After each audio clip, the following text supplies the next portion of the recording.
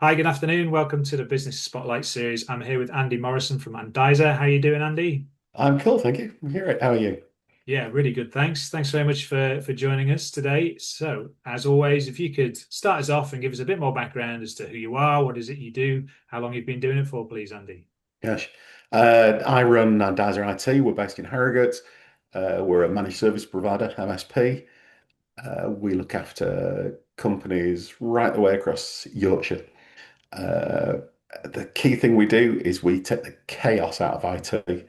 I think 10 years ago, certainly IT was a luxury, and if you had a PC and you could email, it was a cool thing, but you didn't need it. Nowadays, if your email isn't working, everything falls apart at 9 o'clock in the morning. We put lots of monitoring management policies in place across things like 365 and internal IT systems and security systems that make sure that when you open up your PC, things happen in the way you expect and don't Mhm. just go off in a chaotic way and just stop you from working. That's what we're really good at doing. Fantastic. And how did you get into that, Andy?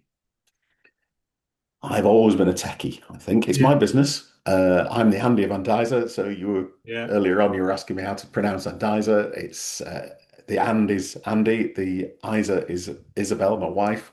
yeah, We've both long-term been techies, but I started an electronics club up when I was 10 at school. I've always been a Mhm. bit of a driver. Yeah. I got a 2-day event for three or four of us to go to the local ICI works and do some work with them as when we were about 11 with this club. And I think tech has always been in my life. Slowly I've evolved, got into IT in 1982 properly. I installed the first PC into Bradford Health Authority, the first PC into a local council in Harrogate many, many moons Excellent. ago. Yeah, And a then good my claim to track fame. record is working for electronics, drifting into control electronics. So, for instance, I developed a machine that could control temperature, pH, and addition rate, and ibuprofen was developed on it. As an example, Boots Okay. had two of these machines.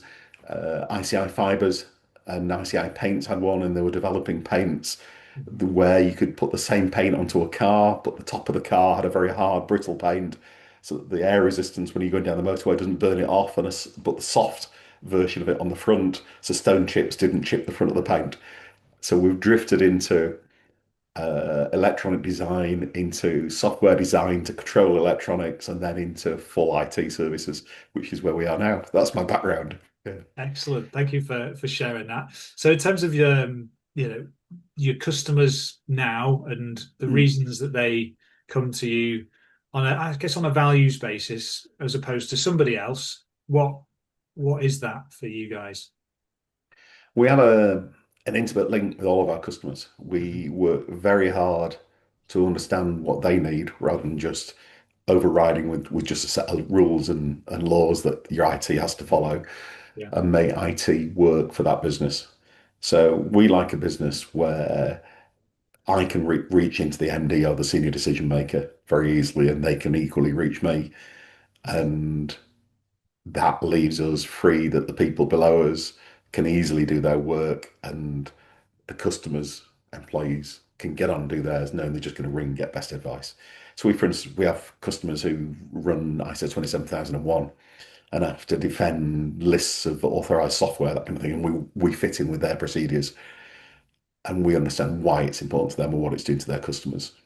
And Brilliant. we try and fit into that space. So rather than somebody having to come to us just having to fix rules and it just uses our system and you don't do it any other way, Yeah. we flex and make it work for the customer. Excellent. Yeah. And thank you for sharing that. In terms of your I suppose journey to Mm. get to where you are today, what was the year that the company was founded? 2003.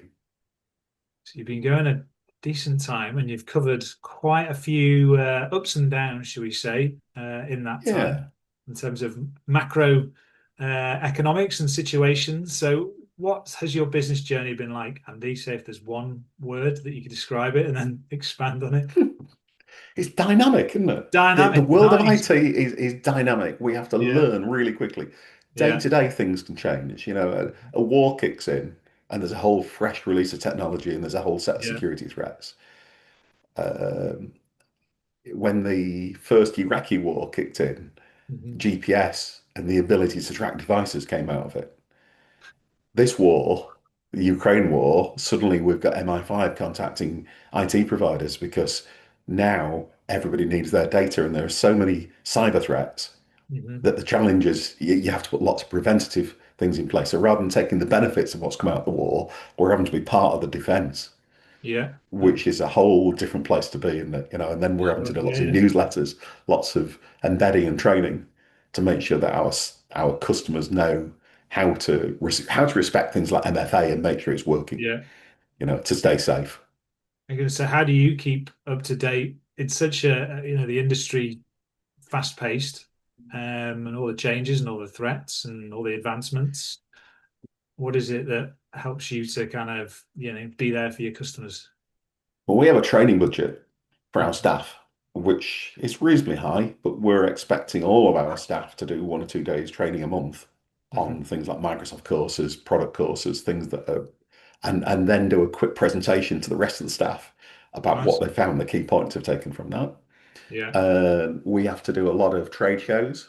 Uh, I have to spend a lot of time. I'm the luxury of a member of an organisation, MSP Growth Hub, which is 100 MSPs dotted across Britain. And because we're geographically far enough apart, we don't compete and we Mhm. share a lot of information. So when there's threats or silly things happening, we talk gossip almost through Yeah. WhatsApp channels. But that keeps us a focus in advance. It's a Mhm. wider knowledge, a hive knowledge Yeah. style approach is that. It Great. takes a lot of time and effort. It's not something that uh, a lot of people think, well, I can buy 365, I can just turn it on. Why do I need an IT provider? Mhm. But in truth, to keep in front of the curve, to grasp technologies like AI, you do need a coach or a lead. And Mhm. that's where people like Andisa fit in. Your MSPs help customers in that way. And Great. the people that come along and go, we want a support contract. It's an engagement. It's just a promise is that we do great things with support contracts, and we keep everything working.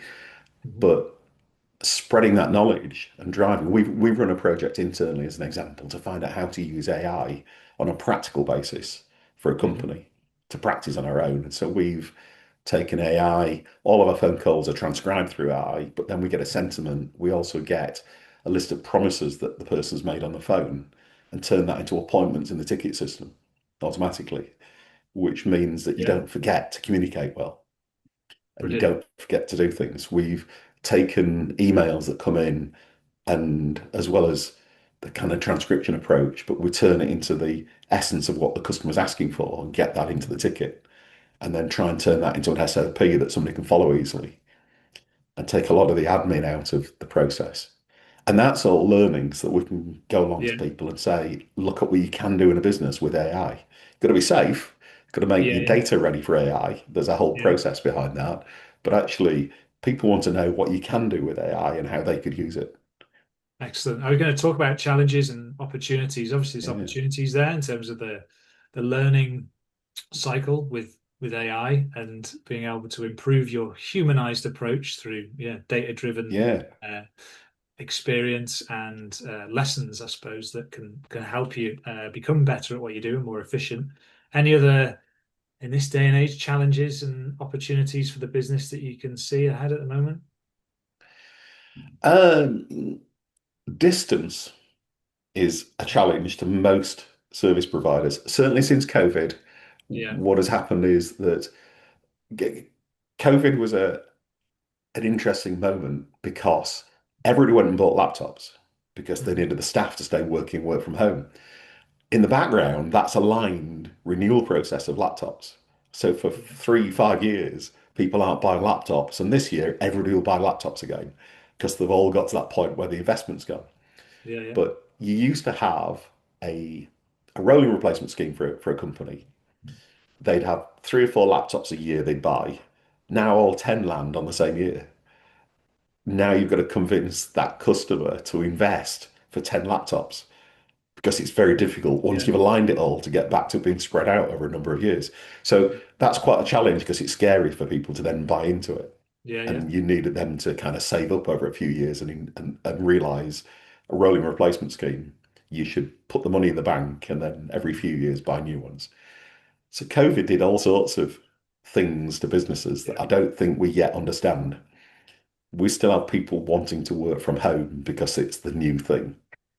And there's a lot of freedom in that. But then we've got managers coming back to the office and going, actually, I want to see my staff. How do I get productivity up rather than it being relaxed? And Yeah. how, if they're going to work from home, do we get accountability and professionalism? How do we make sure they still email the customers and make Mhm. appointments and then stick to them when actually it's easier if they're at home to pick the kids up at 3:30? And we want that luxury, don't we? We want that flexibility. Yeah. But combining that with a support contract, 9 well, 5, where you've got to be available, is quite difficult. That's one of the challenges of. Yeah. Yeah. I bet you're not alone in that in terms of No, not at all. as you say, that reflection post COVID and the expectations or desires of employees, and in terms of keeping family life and home life and all the plates spinning at the same time, Mm, productivity as a business in order to be able to function and provide the service and stay in business is yeah, yeah, yeah. definitely a challenge. One I'm sure many business owners have and are experiencing. So thank you for that That's it. share. Um, in terms of your biggest lesson, Andy, so far being in business with all the experience that you Wow. got since 2003, there's one lesson that stands out for you. What is that? I think there are a lot on the road. That I think the pivotal moment for me was up a mountain in Nepal. And I have for a long time, for 15, 18 years perhaps, been involved in a charity project putting IT and literacy into schools in Nepal. It's a fantastic project. I'm one of the founder members, so I'm bound to be proud of it. Yeah. But we turned up in 2011. We went up a mountain to a place where they didn't have mobile phones. You couldn't find out what conditions were like before you got there. And we took with us 10 computers and we were going to go put them into a school. Hmm. Absolutely great, isn't it? You would think that someone that owns an IT business would understand the difference between a typewriter and an internet connected computer, which is knowledge. Yeah. And I didn't get that. And that pivotal moment there where you actually realize that a PC had evolved and stopped being a typewriter you did locally, and it had to interact with the rest of the world. Hmm. Now, in that project, I actually went back. I put a wireless canopy that covered 70 or 80 miles and connected all of the schools within 12 months. Uh, and then did lots of training. We trained 140 teachers through Microsoft input and things up in the mountains. Brilliant. Yeah, but that understanding that actually we're in a connected world and that you can do something on your PC. You in a simple term, you create a file. You've had all Hmm. your 365 updates put in place. Somebody else is running retail office that doesn't get updates. They can't read that file Hmm. because you've got the latest file types and it's got all sorts of things in there that they just Yeah. can't Yeah. get to. Well, that's just at micro level, isn't it? When you lift that up to outside your organization and multiple organizations are talking to each other across connected devices, Yeah. and everybody's got to follow the same kind of policies and processes. Otherwise, you end up with people out on a limb that can't operate.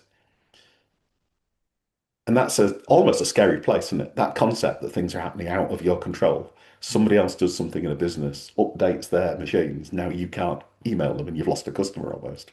And that's really important. That can stop a business. Yeah. Yeah. Yeah. Uh, and Great. it's simple things that happen out of your control, and you need to understand that and put a policy in place that keeps people moving forward. Because actually, we're responsible for those customers, aren't we? That's all of Definitely. our people stay running and can communicate because we do our job well. That's the Nice. It's connectivity in terms of you're talking about kind of bigger scale, but yeah, uh, it's how like humans in terms of evolution and being able to connect with each other and share lessons and share learning is the why we have been so successful in spreading across the planet. absolutely, yeah, yeah, yeah. And the Developing knowledge. challenge now, of course, in it is AI, which is taking it to a whole other level, really, Yeah. and being ready, having your data ready for AI is important. That's going to be the next challenge. And what do you mean by that? Just to expand a bit further on that for Okay. the layman like me. Okay, so everybody's scared of AI because they Hmm. don't really know what it's going to do and they don't want a data breach. They think AI is going to break and replace and Yeah. release data wholesale, right? Hmm. So if you let a naive person turn on SharePoint or turn on OneDrive for your business, and there's just a button to do that. It's very easy to do. Microsoft have kind of designed it so that anybody can turn it on. So you let a naive person do that, you get lots of productivity gains. Hmm. Then the next thing you do is you turn Copilot on. You just go buy a Yeah. 20 quid license and Copilot's running. Copilot's job is to index absolutely everything in SharePoint, in OneDrive, and use it as a database for people to be able to search on, speed up access to your data. Sure. That's exactly what you want. It really speeds your business up. But then you get some bright smart apprentice that goes, what's my boss's salary? And Copilot comes back with it because the naive person didn't think to lock down the HR files before they opened up SharePoint because they just Yeah. didn't comprehend that you should have role-based access. And so you need to get your data ready and you need to make sure you've got things like the access by department Hmm. so that general people, general employees can't access HR files. It makes sense when you think about it, Yeah. but it's a techie thing you've got to go and do the admin for and keep up to date with it and maintain it. You don't know There's what you don't all know kind of thing until it exactly happens. that. Yeah, yeah, yeah. And then the apprentice inside the office can't go, what's my boss's salary? And it spits it out because it's hidden in HR. He's not in the HR, and then he just, although Copilot can see it, it won't give it to him. Right? Mhm. Now you're relatively safe. But Copilot's job is to be public. So if that apprentice can see that information, somebody in the outside world can see the information. Mhm. All right. And you really don't want HMRC going, what's that person's boss's salary? Right. Yeah. Yeah. Yeah. Now you comprehend why you wouldn't want it, right? Now, but there are things in there like marketing brochures. If somebody could go, what's the best way to run a business? And Action Coach's PDFs popped up, you'd think that was wonderful, right? So you do Yeah. want your marketing brochures to be public, but you don't want uh, intellectual property to be Yeah. public. So in your structure in SharePoint, you've actually got to mark areas which are public and internal only. Mhm. And then Copilot stands a chance of not being so scary because it knows that if it's private, it only releases it to your employees and then it's structured by permissions. Now your data's ready, then actually you can use Copilot at its best. And then you can start automating things without it getting broken. So there is a step in AI to get people safe, which is to make sure that their folders and folder structure are role based Mhm. and are open to the right people, not open to the wrong people. And having you someone like yourself helping with Yeah, this yeah, understanding yeah. and explanation. Yeah, yeah. So I mean, AI, it's going to revolutionize us. It's going to be like the mule was to the woolen industry. Yeah. It's if I start doing coding in .NET, you start writing comments, Mhm. and below the comments, the code is spitting out hundreds and thousands of lines deep, doing what you're writing in comments, telling it to do. And the life of techies is changing. The life of payroll clerks is changing. The life of everybody's changing, really. It hasn't yet got arms. It isn't a Terminator yet, right? Yeah.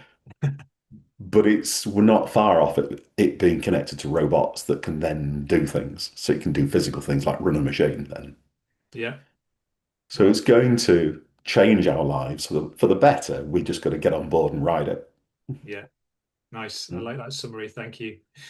So in terms of inspiration to do what you do, Andy, I can kind of get a feel for the passion of obviously being Yeah. techie, as you mentioned earlier. But what is it that kind of makes you keep wanting to go to work every day? Yeah. I don't.